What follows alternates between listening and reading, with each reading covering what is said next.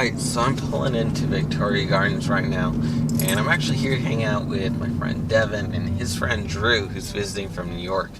And they both seem like really interesting storytellers. They seem like... Hello? Hey, how's it going, Brenton? Hey man, how's it going? I'm well. Pretty good. That's good. We're on our way. Okay, cool.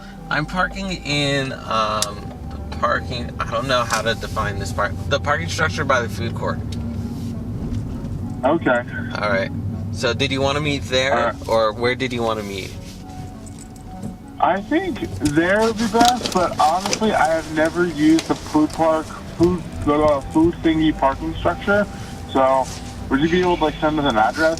I don't know if the parking structure has an address, but I think, if you come in on the side where you go into, are you on the 10 or the 210? Or are you just taking streets? We're taking streets. We are passing, where are we? I think this is Foothill. Yeah, this is Foothill Boulevard. Okay, so if you go to Foothill and then turn right on Day Creek, and then turn right... On Day Street. On Day Creek. And then turn right on Day Creek. And then turn right on North Main Street. Yeah. And then that first left that you can make, and you're gonna see a food court. Not the first left you make, sorry. But once you go forward a little bit, you'll see a food court, and then once you turn left right before that food court, there'll be an entrance into a parking structure. Like a seesaw hug? No, never mind. Glasses down. There we go. Yeah. I don't think, do we do that often? I mean, I know we've done that, but I don't think that it was that often, though. I don't think so, but it definitely was enough where I remember where I'm like, I can, yeah. The seesaw hug, the chest bump hug, the sideways hug. It's funny, the first time Drew ever gave me a flag, I looked at it and I was like, I don't think I'm gonna be into this. And I was kind of like doing my thing, I'm trying to worship, and I'm like, this isn't so bad. And then the beat picks up and I'm like, this is kind of fun. And then I ended and I was like, oh my gosh, why did we not use these before? I don't even know what this is. It's so simple, but it's so amazing. The funny thing that you mentioned that didn't really occur to me, and I think it's true for me as well, is that you said that when you dance, you tend to kind of make circular motions with your hands. Yeah. And it looks kind of awkward when you're kind of just standing there by yourself, but you put a flag in it, and then all of a sudden it's flow art. That is true. Hello. They're going to send me over here anyway to make a photography advisement because of the type of equipment. We had talked about this previously about how we're kind of almost doing the same thing with what you're writing and with what I'm writing. We almost kind of have the same goal to try to express what we think are unheard stories and untold things about other people that would shock other people and make them empathize with them a little bit more and make them reconsider what it's like to be in their shoes. I draw a lot of inspiration from the people around me as well, to kind of to fill out characters and such. So it's there is something about being able to help share people's stories that maybe don't have the words to say themselves. What do you think our responsibility as storytellers is to by doing that we do have influence and we are representing something, even if it's in a fictional sense? It's not necessarily something that's unique to storytelling. I feel like it's an issue of honesty and integrity, and that issue of honesty and integrity makes its way into every part of our life, where we work, how we deal with other people, and what we decide to tell them, what we portray as being truth. You always have the responsibility of conveying truth to the best of your knowledge. And to me, even a piece of fiction has intent behind it. Right. Depending on what you want to portray, the ideas that you want to convey, and what you want to communicate, and the kinds of reactions that you want to pull out of the reader. Just like what Jesus said about, what you sow is what you'll reap. You can sow good things through the story that you're trying to portray and try to communicate a universal truth behind all that, or you can sow something else that could end up affecting somebody's life negatively. I try to think about those things, about like what is the intent that's trying to be conveyed, like what are the symbols, what are the symbols meant to represent in real life, what are the themes that you pull out of it, and like what's it trying to tell you about how to approach real life. I actually love that, because I was trying to think of the best way to say it, and I'm not sure I can articulate this in the same way, but it's almost like you have to detach the story from the character, so the person does not, like, I would be hurt if I hurt somebody else because I went to go tell someone's story.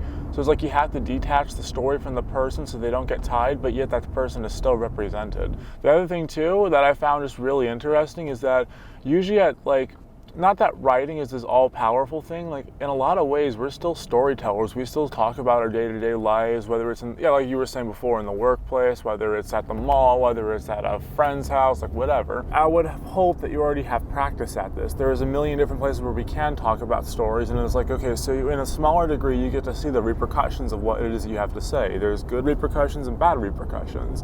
So have you experimented enough where you feel confident in your art, whatever that may be? You want to make something that's like completely unique, that like hasn't been in a genre.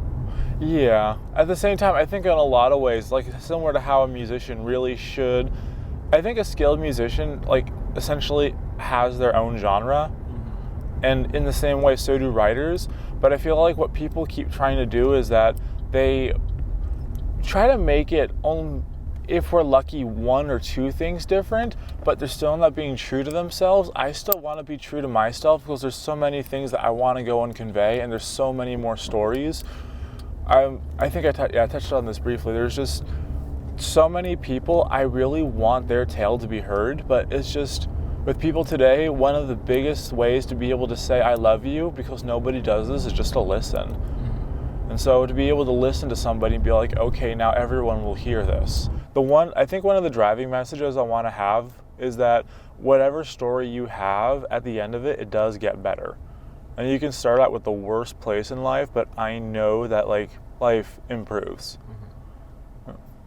Yeah, just keep going straight until... If I could add just one thing though, I feel like a lot of time people keep trying to make these really happy stories and they always have the happy endings. And I know what I just said, straight, that I want life gets better, but a lot of times people focus, sorry, somebody is not happy. Oh well, he can deal with it.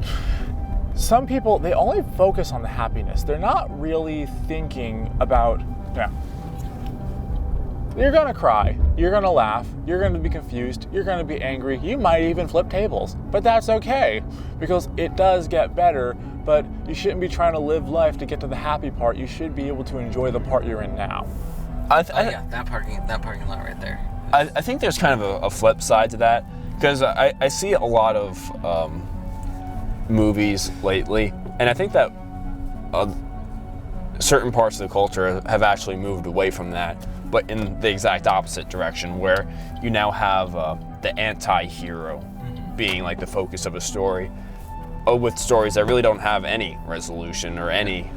There's no revelation that you're given at the end. There's no takeaway from it. It's just that all these terrible things happened, and it happened, right. And that's really it. You know, a more nihilistic approach, a more like Nietzsche kind of vibe. So I feel like that there's, to me, at least to me, something that's beneficial to have is something that acknowledges both sides. That life has all these ups and downs, but then gives you something to take away and make you a little stronger after having been told that story. Yeah. And that's really something that I would like to convey in my novel, and I have intention of doing that. That's kind of the contrast that I see, and that's something that I want to be sure to do, is to portray these painful things that people very often don't think about.